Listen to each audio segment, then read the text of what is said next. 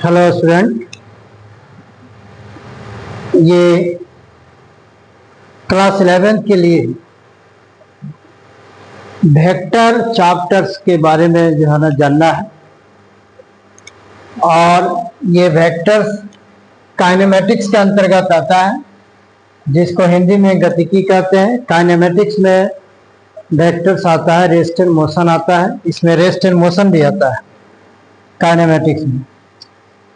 इसमें rest and motion भी आता है। तो ये क्लास 11 के लिए काइनेमेटिक्स स्टार्ट किए हैं। और वेक्टर एनालिसिस 11 के लिए बहुत ही इंपॉर्टेंट चैप्टर है।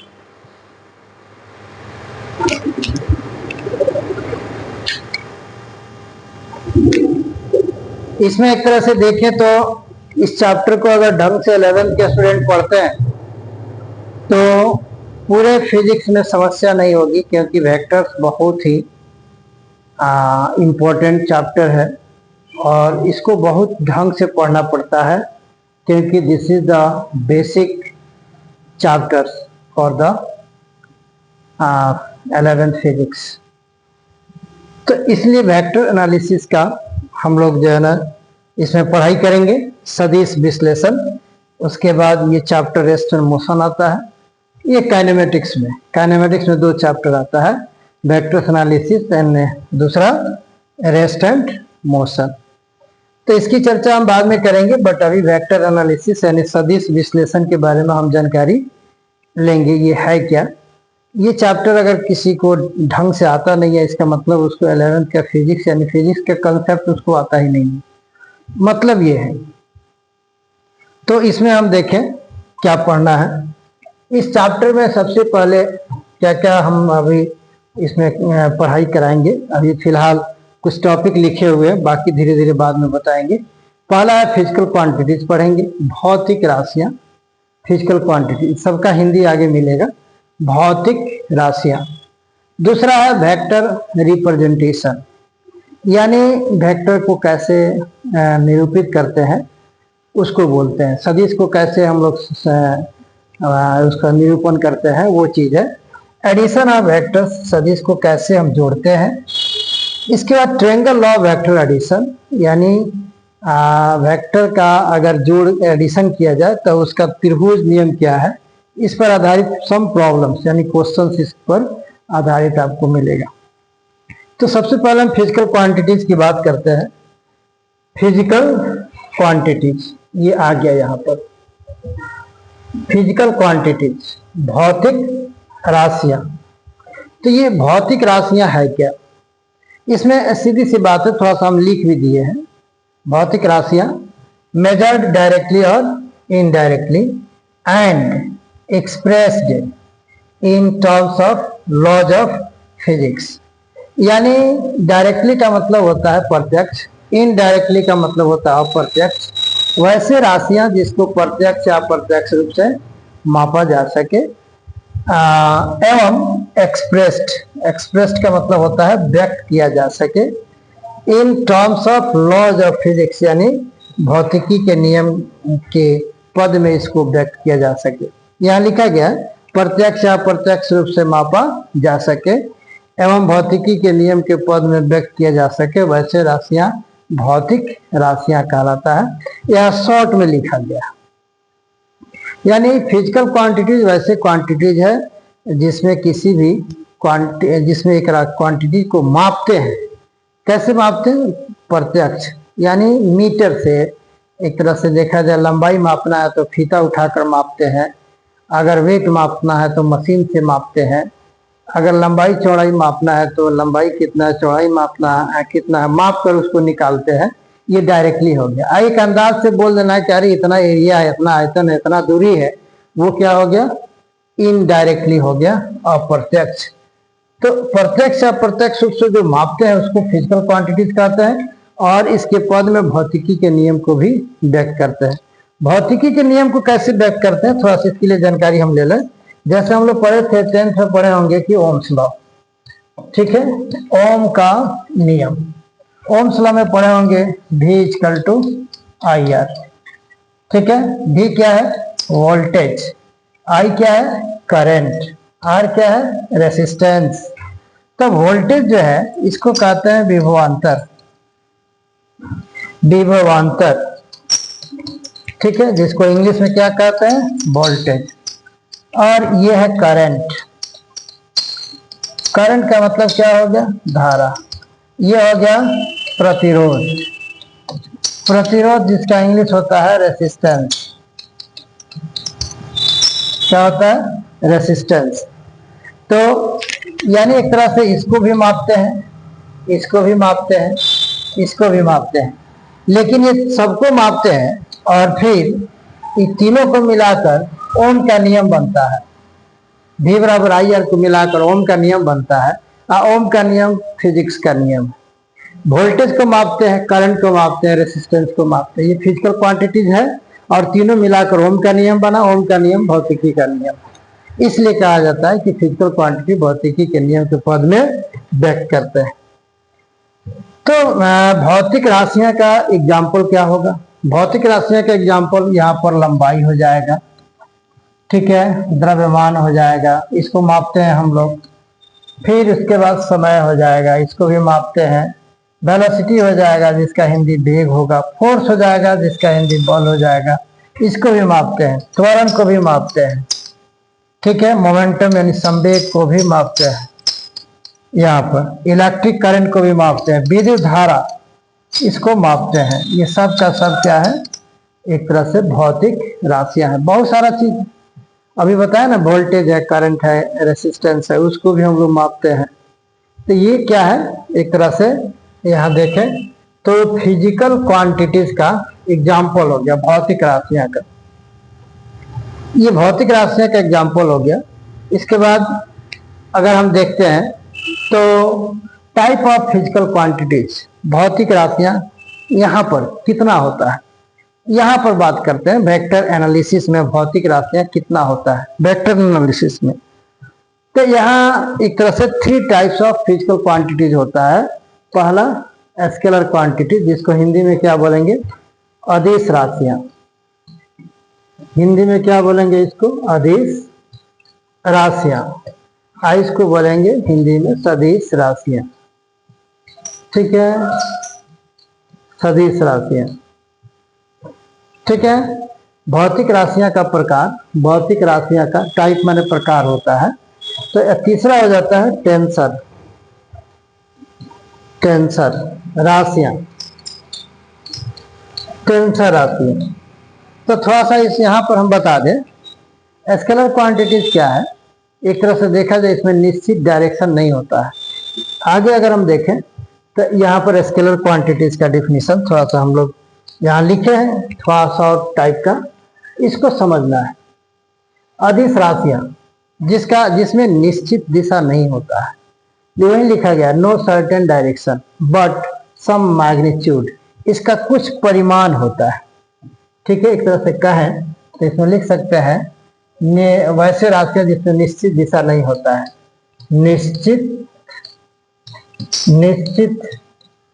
दिशा नहीं होता है, होता है, निश्चित दिशा नहीं होता है, लेकिन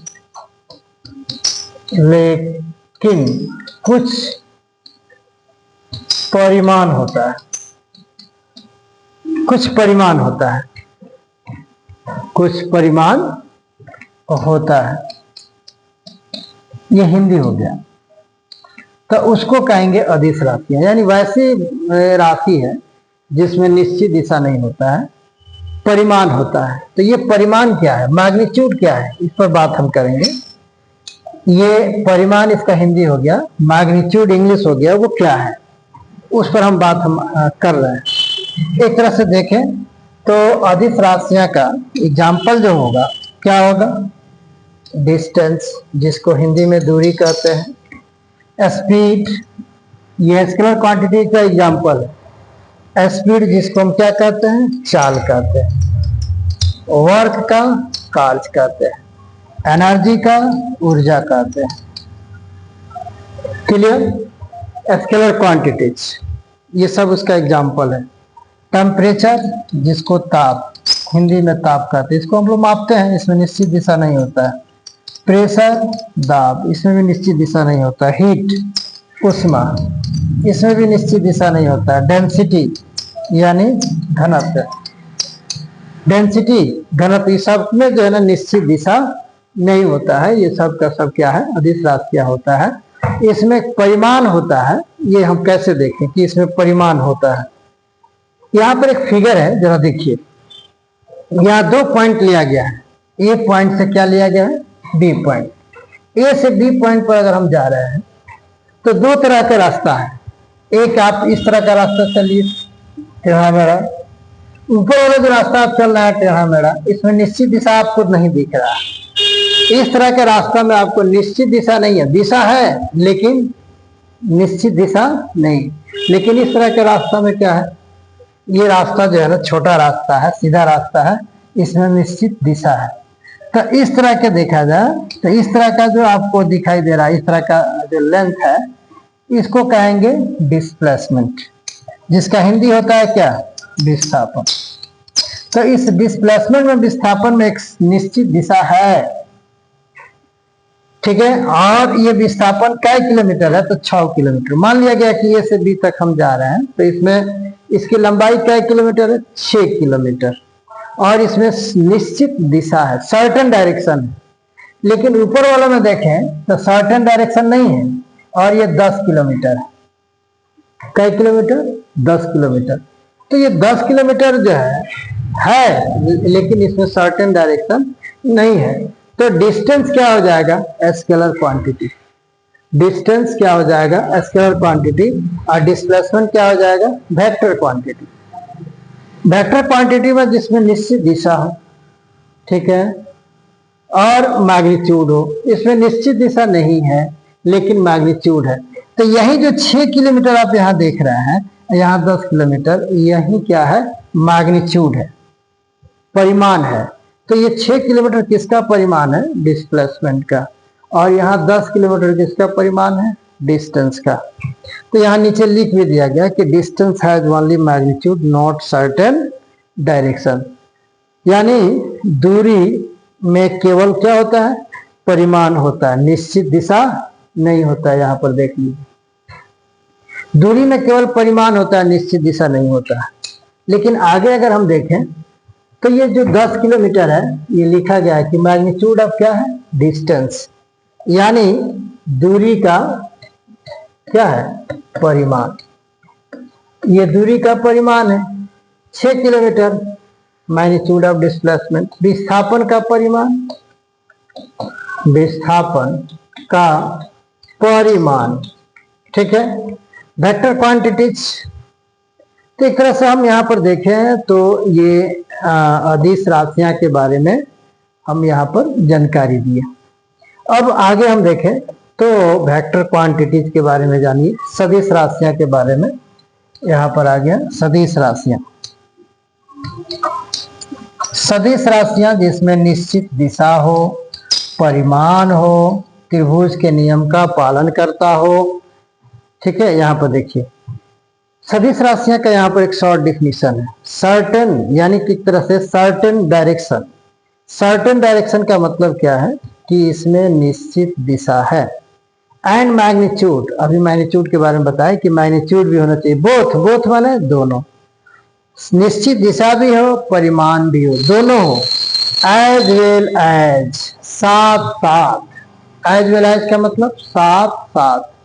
ओबे यानी पालन करता है, लॉज ऑफ वेक्टर अलजेब्रा, सदिश बीजगणित के नियम का पालन करता है, सदिश बीजगणित के नियम का पालन करता है। यहाँ पर चाहेंगे तो हिंदी लिख सकते हैं। इसका क्या लिखेंगे हिंदी, जिसमें निश्चित दिशा हो, क्या इस तरह से शॉर्ट में जब लिखना है तो जिसमें क्या हो, निश्चित, जिसमें निश्चित दिशा एवं परिमाण दोनों होता है, निश्चित दिशा एवं परिमाण दोनों होता है, साथ साथ, ठीक है, साथ साथ। ओबे लॉज ऑफ वेक्टर अलजेब्रा, सदिश बीजगणित के नियम का पालन करता है। सदिश बीजगणित के नियम का पालन करता है। ठीक है, वही सदिश राशियां। तो यहाँ पर आगे अगर हम देखें तो इसका एग्जाम्पल अभी हम लोग फिगर में देखे हैं ना, डिस्प्लेसमेंट, जिसका हिंदी क्या बताया, विस्थापन। इसमें निश्चित दिशा था, परिमाण था। सेम उसी तरह से वेलोसिटी का मतलब वेग हो गया, इसमें भी निश्चित दिशा होगा, परिमाण होगा। एक्सेलेरेशन का हिंदी क्या होगा, त्वरण, इसमें भी निश्चित दिशा होगा, परिमाण होगा। फोर्स यानी इसका बल हो गया। संवेग, मोमेंटम का हिंदी क्या होता है, संवेग। ठीक है, एंगुलर मोमेंटम, कोणीय संवेग, कोणीय संवेग। टॉर्क का मतलब क्या होता है, बल आघूर्ण, बल आघूर्ण। ये जितना जो देख रहे हैं सब का सब जो है ना वेक्टर क्वांटिटीज है, जिसमें एक निश्चित दिशा होता है, ठीक है, और परिमाण होता है। दूसरा एग्जांपल यहाँ भी है, इसको बोलते हैं, ये इलेक्ट्रिक फील्ड का मतलब होता है विद्युत क्षेत्र। ये क्या है, विद्युत क्षेत्र। ये क्या है, चुंबकीय क्षेत्र। ये सब में जो है निश्चित दिशा है, परिमाण है। ये क्या है, गुरुत्वीय क्षेत्र, इसको कहते हैं गुरुत्वीय क्षेत्र। सब का सब क्या है, ये वेक्टर क्वांटिटीज है। तो एक तरह से हम देखें तो वेक्टर जिसमें सर्टेन डायरेक्शन हो, परिमाण हो, स्केलर जिसमें सर्टेन डायरेक्शन और परिमाण नहीं हो। तो अब चलिए इस चैप्टर में वेक्टर प्रेजेंटेशन, सदिश निरूपण। तो सदिश निरूपण कैसे करेंगे, सदिश निरूपण एक तरह से सदिश के निरूपण के लिए हम लोग क्या लेते हैं, लाइन सेगमेंट। सदिश के निरूपण के लिए क्या लेते हैं, लाइन सेगमेंट, मतलब रेखा खंड लेते हैं। रेखा खंड लेते हैं और उस पर एक जो है ना तीर चिन्ह लगाते हैं। रेखा खंड लेते हैं और तीर चिन्ह लगाते हैं। सपोज करते हैं कि ये रेखा खंड है। वेक्टर का निरूपण निरूपित कैसे करते हैं, ये this is the line segment, रेखा खंड है। यहाँ तीर चिन्ह लगा दीजिए। क्या बता रहा है तीर चिन्ह, दिशा। ये क्या बता रहा है, दिशा, जिसको हेड कहते हैं। ये डायरेक्शन बता रहा है। और जहां पर एरो मार्क्स नहीं है, इसको कहते हैं टेल। टेल का मतलब क्या है, पूंछ। हेड का मतलब क्या है, शीर्ष, इसको शीर्ष कहते हैं। इस तरह से हम वेक्टर का यहाँ पर निरूपण करते हैं।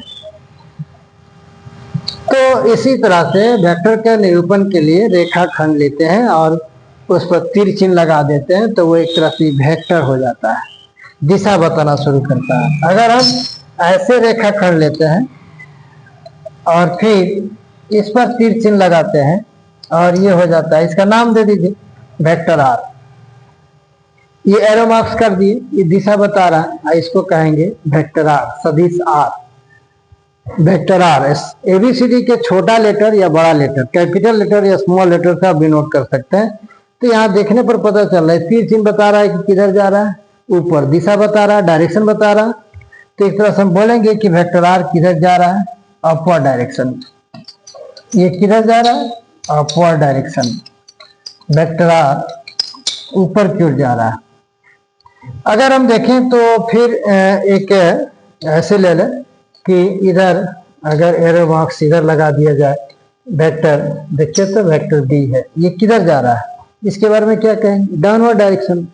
वेक्टर बी नीचे जा रहा है, इसको कहेंगे कि डाउनवर्ड डायरेक्शन में जा रहा है। डाउनवर्ड डायरेक्शन मतलब नीचे की दिशा में, ये बता रहा है कि नीचे की दिशा में जा रहा है। तो ये एरो मार्क्स ही बता रहा है, इसको बोलते हैं, ये जो है क्या है, एरो मार्क्स, तीर चिन्ह। अब एक तरह से यहां देखें तो हम लोग ये देखें, इस तरह से मैप अगर ले लें, मैप, इसको मैप कहिए, ये हो गया मैप, नक्शा जिसको बोला जाता है। तो ये होता है नॉर्थ, मैप में नॉर्थ होता है, नीचे क्या होता है, साउथ होता है, इधर ईस्ट होता है, इधर वेस्ट होता है। तो नॉर्थ का मतलब क्या हो, उत्तर, ईस्ट का मतलब पूरब, वेस्ट का मतलब पश्चिम, साउथ का मतलब दक्षिण। ठीक है, तो ये मैप है। इस हिसाब से अगर वेक्टर को निरूपण किया जाए, वेक्टर को प्रेजेंट किया जाए, निरूपण किया जाए, तो इस तरह से देखिए, ये वेक्टर है और ये वेक्टर ए है, और इस तरह से इस हिसाब से देखा जाए तो वेक्टर ए किधर जा रहा है, उत्तर की ओर, नॉर्थ की ओर। फिर इसके बाद अगर हम ऐसे प्रेजेंट करें कि ये देखिए कि ये वेक्टर आर किधर जा रहा है, साउथ की ओर, दक्षिण की ओर जा रहा है। एक दूसरा वेक्टर अगर हम यहाँ पर ले लें कि इस दिशा में ऐसे, तो इसके बारे में क्या बताएंगे, इसके बारे में बताएंगे कि वेक्टर एम किधर जा रहा है, ईस्ट, पूरब दिशा में जा रहा है। फिर इसके बाद अगर हम आप इधर दे देते हैं ऐसे, तो इसको कह सकते हैं कि ये किधर जा रहा है, पश्चिम की ओर जा रहा है, वेक्टर बी है, पश्चिम दिशा में जा रहा है। तो एक तरह से ये वेक्टर का रिप्रेजेंटेशन हो गया, सदिश का निरूपण हो गया। ये मैप के हिसाब से वेक्टर को रिप्रेजेंट करते हैं। इसके बाद अगर हम देखें तो फिर यहाँ पर इस मैप को फिर ड्रॉ करें और यहाँ पर कुछ और वेक्टर को रिप्रेजेंट करें, तो ये इस तरह से मिलता है, सदिश को निरूपण करें। नॉर्थ को शॉर्ट में एन बोलेंगे, उसके बाद साउथ को एस बोलेंगे, ईस्ट को ई कहेंगे और इसको वेस्ट को डब्ल्यू कहेंगे। अब मान लेते हैं कि कोई एक इस तरह का वेक्टर ले लीजिए, ऐसे जा रहा है, suppose this is the head a vector, ठीक है, और इस तरह से इसका नाम ले लेते हैं vector A, capital vector A, vector A इस तरह से जा रहा है और इसके साथ एंगल कितना बना रहा है, 45 डिग्री। टोटल एंगल है कितना होता है, 90 डिग्री होता है। तो यहाँ 90 से मतलब नहीं है, बीचों बीच, यानी इधर 45 है तो इधर भी 45 होगा। इसका मतलब यहाँ पर देख रहा है कि वेक्टर ए जो है ये किस दिशा में जा रहा है, नॉर्थ ईस्ट डायरेक्शन में जा रहा है। सीधा बोल देंगे कि vector A is going in north east direction. Vector ये जो है किधर जा रहा है, नॉर्थ ईस्ट डायरेक्शन में जा रहा है। यानी सदिश, इसका हिंदी अगर लिखना चाहें तो लिख सकते हैं कि सदिश ए उत्तर पूरब दिशा में जा रहा है,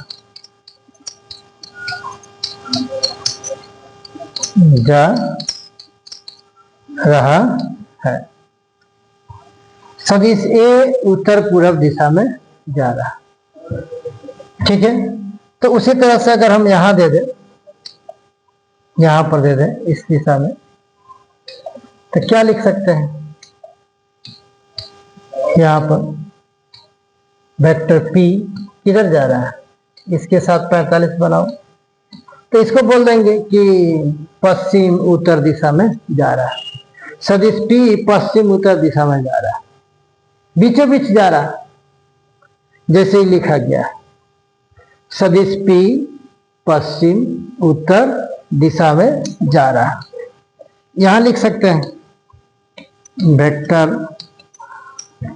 P is going in west north direction, ठीक है, वेस्ट नॉर्थ दिशा में वेक्टर पी जा रहा है। तो ऐसे वेक्टर का निरूपण करते हैं, रिप्रेजेंटेशन करते हैं। एक और तरीका, यहां पर एक और तरीका है, ये रिप्रेजेंट करने का। ये हो गया नॉर्थ, ये हो गया साउथ, ये हो गया ईस्ट, ये हो गया वेस्ट। तो अगर कोई वेक्टर ऐसे गया और ईस्ट के साथ 30 डिग्री का कोण बनाया, ये वेक्टर डी है। तो यहां वेक्टर डी तब बीचों बीच नहीं जा रहा, इधर से ईस्ट से 30 डिग्री पर जा रहा है तो नॉर्थ से तो 60 डिग्री पर जाएगा, लेकिन यहां क्या था, बीचों बीच जा रहा था। इधर से 45 है तो इधर से भी 45, इधर से भी 45, तो ऐसे लिख दिया गया। अगर इधर से 30 पर है तो इधर तो 60 पर हो जाएगा, तो फिर क्या लिखेंगे? यहां एक तरीका है लिखने का कि जो वेक्टर डी है ये पूरब से उत्तर की ओर, किधर से जा रहा है? पूरब से उत्तर की ओर 30 डिग्री पर जा रहा है। इसको ऐसे सोच सकते हैं कि वेक्टर यानी सदिश, ऐसे सोच सकते हैं कि सदिश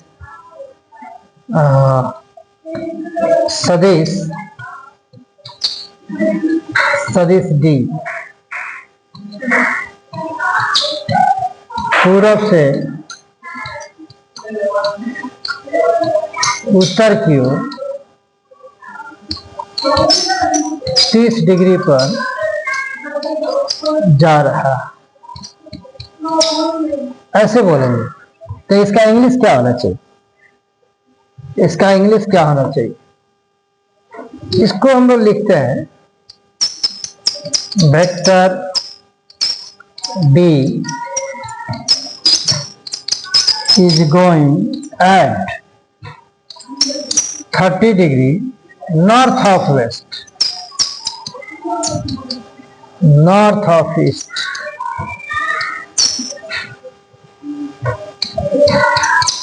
इसका इंग्लिश हो गया। नॉर्थ ऑफ ईस्ट का मतलब क्या हो गया? पूरब से उत्तर की ओर। पूरब से ये हो गया, पूरब से उत्तर की ओर। पूरब से उत्तर की ओर कितना डिग्री पर जा रहा? 30 डिग्री पर। पूरब से उत्तर की ओर 30 डिग्री पर जा रहा है, ठीक है। तो यहां पर एक चीज जानने की जरूरत है, यहां जो दिया गया है नॉर्थ ऑफ ईस्ट, ठीक है। तो ये नॉर्थ ऑफ ईस्ट का मतलब पूरब से उत्तर।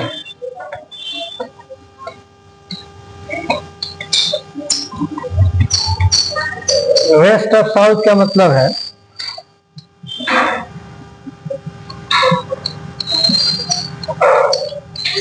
दक्षिण से पश्चिम, दक्षिण से पश्चिम। ऐसे अगर हम लोग को देना होगा तो इस तरह से हम लोग देंगे। ये हो गया वेक्टर का प्रेजेंटेशन, यानी वेक्टर कैसे निरूपित किया जाता है। तो अगर इतना समझते हैं शुरू में तो एक पार्ट आपको क्लियर होगा। फिर इसके बाद अगला लेक्चर में आपको इसके आगे चैप्टर को पढ़ाएंगे। Thank you.